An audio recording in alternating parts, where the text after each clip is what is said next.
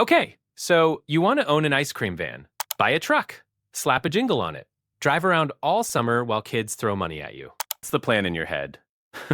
No boss, no office, just sunshine and sprinkles. Here's the problem. That jingle you love so much? In a lot of places, there's a law about exactly how long you're allowed to play it and how loud.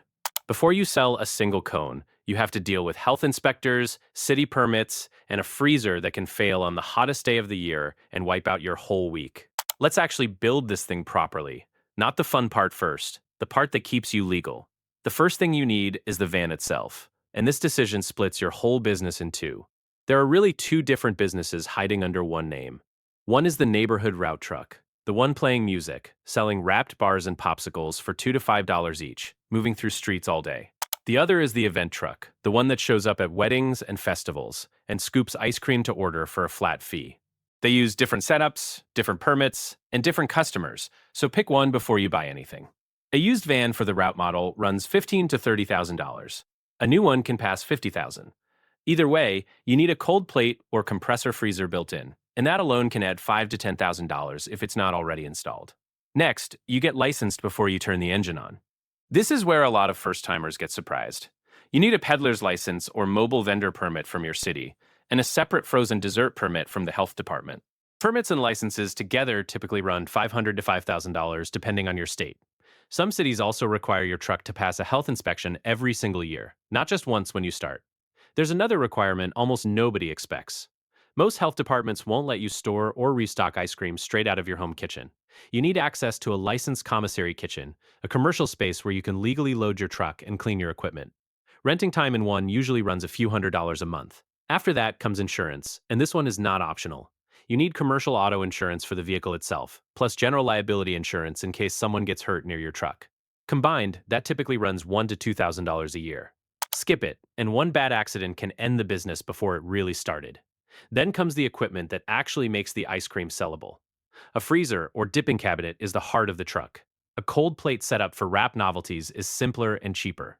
A dipping cabinet for scoop-style ice cream holds 8 to 16 tubs, but costs more and needs steady power. Add a generator, because your engine alone won't reliably run a freezer all day. Generator fuel and running costs can add $10 to $30 a day on top of regular gas. Add it all up, and a basic used route truck, fully licensed and stocked, can get rolling for around $20,000 to $35,000. A fancier event-focused truck with a dipping cabinet and a full wrap job can run past $50,000. Nobody budgets for the commissary kitchen fee or the annual health inspection until it shows up on their first bill. Now let's talk about how the money actually moves once you're on the road. An ice cream van has two very different ways to earn. The first is the route model. You drive a fixed neighborhood loop, selling one item at a time for $2 to $5.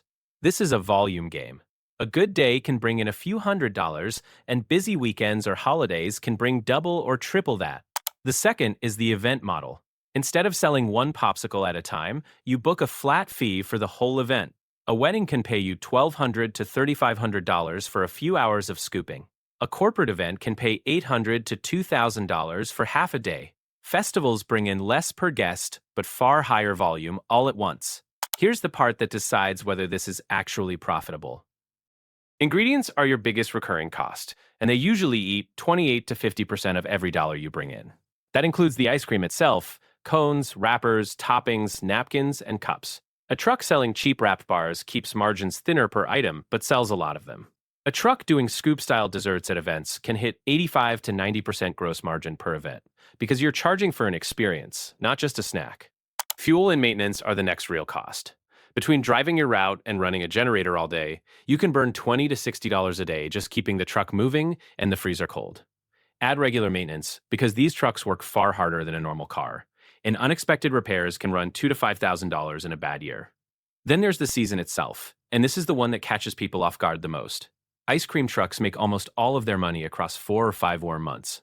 Outside of that window, revenue can drop close to nothing, while insurance, licensing renewals, and loan payments on the truck keep arriving every single month, regardless of the weather. Put it all together, and a solid route operator running one truck through a full summer can bring in somewhere around $40,000 to $80,000 across those warm months. Add regular event bookings on top of a route, and total annual revenue can stretch toward $100,000 to $300,000, with typical profit margins landing somewhere between 5 and 20% once every cost is counted. That range is wide on purpose, because pricing, route quality, and how many events you book swing the outcome enormously. A few things that genuinely surprise people. 1. The jingle isn't just charm. Many cities legally restrict how long and how loud you can play music while driving, and violating that rule can bring fines that eat straight into a day's profit. 2. A $5 deluxe item and a $2 popsicle are not equally valuable to sell. You'd need to sell 5 popsicles just to match the revenue of one premium item, so your menu mix matters as much as your route. 3. Event bookings often carry a far higher margin than route sales, because you're selling a flat experience instead of individual items one at a time. 4. The truck itself depreciates fast. Constant vibration, heat, and daily engine strain wear these vehicles down quicker than a regular car, which is exactly why so many operators buy used instead of new. So, lessons for anyone actually considering this. First, decide whether you're running a route truck or an event truck before you spend $1. They're really two different businesses.